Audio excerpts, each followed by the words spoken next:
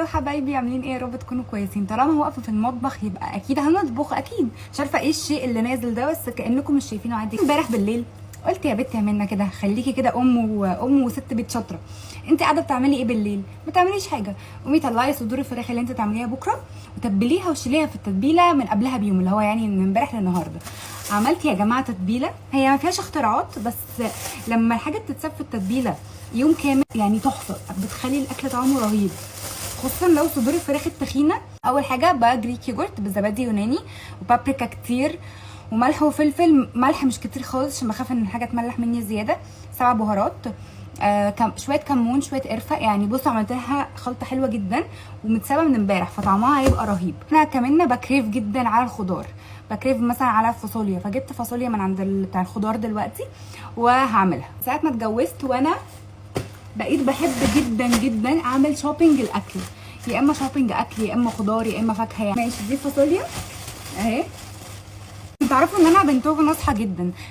عند واحد تاني لقيت عاملين طبق فاصوليا متقطعه، كانت بحاجه و50 جنيه، فقلت حلو يعني لسه برضه مش خبره قوي. بعدين فلقيت عند الشخص ده بقى، عند بتاع الخضار ده، لقيت ال 500 جرام الفاصوليا اللي هي عاديه ولا متقطعه ولا محطوطه في طبق ولا اي حاجه ب 15 جنيه. فعرفت ان احنا ممكن يضحك علينا بسهوله جدا، بس انا ست شاطره وقعدت الف لحد ما لقيت احسن سعر. بصوا بقى، حطيت كميه الفاصوليا كلها في ميه، يعني نقعتها شويه كده، ودلوقتي بقى هبدا اشيل الحته دي والحته دي.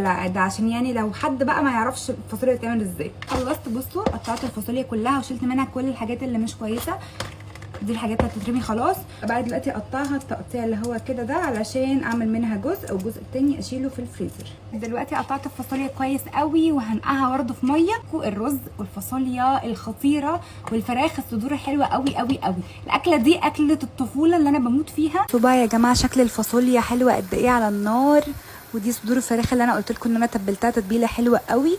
ودول بالظبط معلقتين رز، مش اكتر من كده، ليا انا وحمزه عشان عمرو مش بياكل رز. ده شكل الفاصوليا بعد ما خلصت وريحتها مش طبيعيه، مبسوطه جدا ان انا عملتها. وده شكل الفراخ اللي تحت ده صوص، انا عشان مش حاطه زيت كتير خالص، لان كان في حاجات لزقت عشان انا مش عايزه احط زبده او زيت. وده الرز زي ما هو، الحاجه الوحيده اللي طفيت عليها من بدري جدا. سامعين الصمت والهدوء الرهيب اللي احنا فيه؟ لا، حمزه ابني مش نايم، حمزه ابني مش ملاك، حمزه ابني زنان. طب ايه يا ترى اللي مسكته كده؟ يا رب بس ما يكسفنيش ويعيط دلوقتي. لهو يا جماعه، لهو اطفالكم بالاكل كسفني والله العظيم، بس والله العظيم بجد كان بقاله ساعه ساكت مثلا. انا هقول لكم ليه بقى. انا بعمل له بسكوت في البيت، بسكوت الشوفان بعسل او بسكر او من غير سكر، يعني زي ما انتوا حابين. ماشي، اديله بسكوتايه، اديله واحده توست، اللي هو توست برضو يعملها في البيت، حاجه مضمونه وكويسه. هيسكت بشكل، هو دلوقتي قليل الادب هو دلوقتي زهق عشان بقاله ساعه ساكت بس كده. فعرفتوا بقى تلهوه ازاي. هجيلكوا تاني بتبس مختلفه تماما على انا